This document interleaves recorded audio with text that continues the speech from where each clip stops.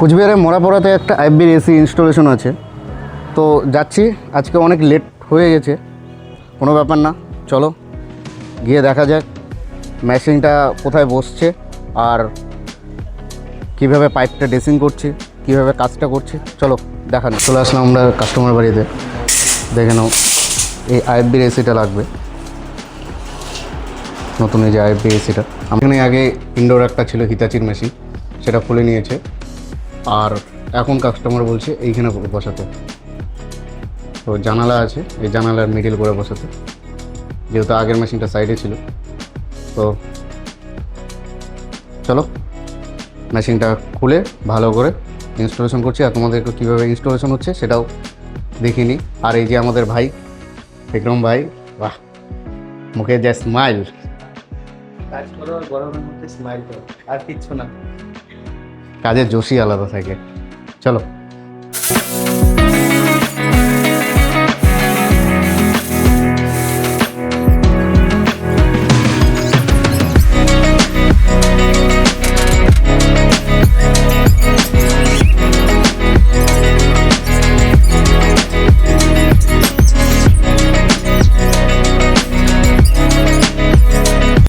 আউটডোরটা আমরা ছাদে নিয়ে চলে এসেছি, দেখে নাও।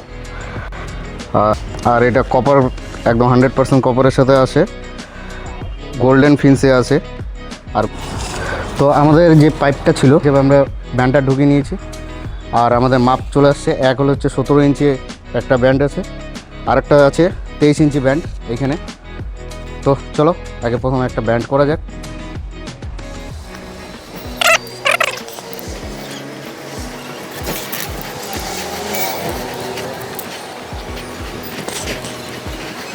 আমাদের পাইপ ব্যান্ড হয়ে গেছে, আর এটার উপরে ইনসুলেশন টেপও করা হয়ে গেছে। তারটা হচ্ছে সুন্দর করে মাপ দিয়ে নিয়েছি। আর আমাদের এই যে র্যাপিং চলছে, এই যে আমাদের ভাই বিক্রম ভাই। জিঙ্গালালা, রৌদ্র তো দারুণ উঠেছে। হ্যাঁ, এটা কথা ঠিক, রৌদ্রটা খুব সুন্দর লাগছে, সূর্যটা, আর রৌদ্র খুব লাগছে রৌদ্রটা। কি করব, কাজ তো করতেই হবে। আমাদের কাজটাই এরকম যে গরমের সময় কাজ করতে হবে, ঠান্ডার সময় ব্যাঙের ছাতার মতন করে ঢুকে থাকতে হবে, আর কি করার আছে। তো চলো, এই যে পাইপে র্যাপিং চলছে, র্যাপিংটা করব। আর এর সাথে এক্সট্রা পাইপ মোটামুটি আরও এক্সট্রা 15 ফিটের মতন এক্সট্রা লাগছে। তো ভাইকে আরেকজনকে বলেছি, সে পাইপটা নিয়ে আসছে। পাইপটা নিয়ে আসার পরে এখানে আমাদের জয়েন্ট হবে। চলো জয়েন্ট করি, পাইপটা আসুক, পরে জয়েন্ট করছি, দেখতে থাকো ভিডিওটা। এই করা হয়েছে, আর এখান থেকে মোটামুটি 15 ফিটের মতন পাইপ আছে। তো আমাদের ইনডোরে পাইপটা ঢুকিয়ে নিয়ে সুন্দর করে ব্যান্ড করে দিয়েছি, যতটুকু মাপ লাগে নিয়ে নেওয়ার পরে। তো এখানে আছে ইনডোরটা এবার হ্যাঙ্গিং করব। আর যেহেতু একা আছি, সেই ক্ষেত্রে ইনডোরের যে নাটটা টাইট করবো সেটা ভিডিওটা হয়তো করতে পারবো না, চেষ্টা করব করার জন্য।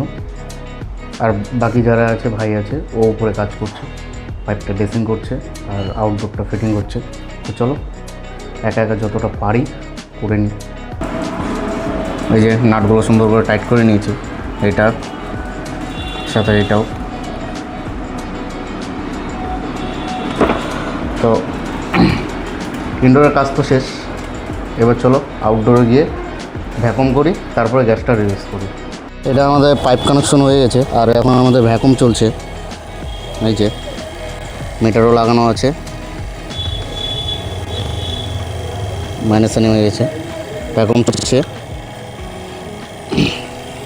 আর পাইপটা ঠিক এইভাবে নিয়েছি, দেখে নাও ড্রেসিং। এই যে পাইপটা এইভাবে নেমেছে, দেখে নাও, ওই যে ওই দিক দিয়ে বেরিয়েছে পাইপটা। তো চলো ভ্যাকুমটা কমপ্লিট করার পরে তারপরে আমরা হচ্ছে গ্যাসটা রিলিজ করব, আর সাথে লিকেজ চেক করব। 4টা নাট টাইট করেছি 2 জায়গায়, ইনডোরে আর আউটডোরে 2 জায়গায় নাট টাইট করেছি। 2 জায়গায় আমরা শ্যাম্পু জল দিয়ে চেক করব যে লিকেজ হচ্ছে কিনা। চলো, তো আমাদের ভ্যাকুম কমপ্লিট হয়ে গেছে, দিয়ে এবার গ্যাসটা ছাড়বো। চলো গ্যাসটা ছাড়া যাক।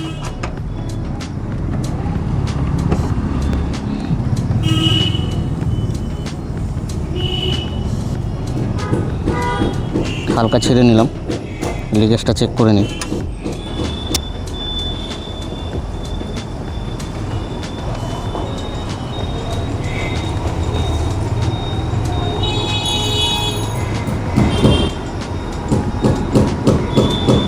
না, কোথাও লিকেজ নেই।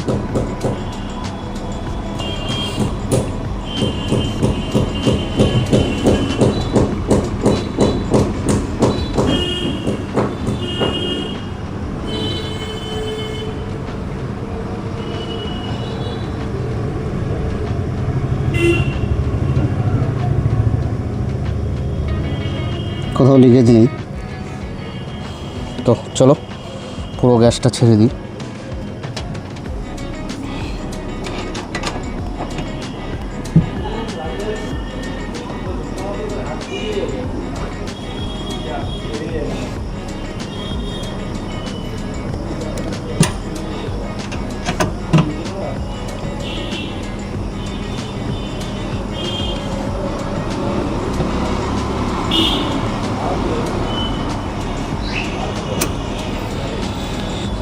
দেখে নাও, সম্পূর্ণ গ্যাস ছেড়ে দিয়েছি, এলএনকে খুলে দিয়েছি।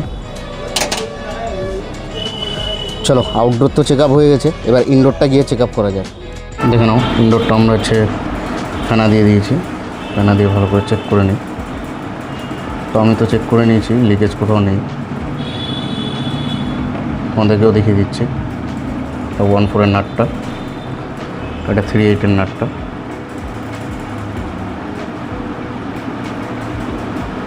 কোথা দিয়ে কোথাও লিকেজ করছে না।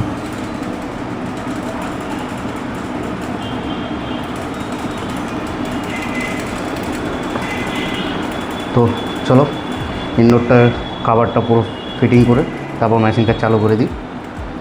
চলো। তো এসিটা ইনস্টলেশন হয়ে গেল, দেখে নাও 25 ডিগ্রি টেম্পারেচারে চলছে মেশিনটা, আর ঠান্ডাটা খুব সুন্দর হয়ে গেছে কাজ।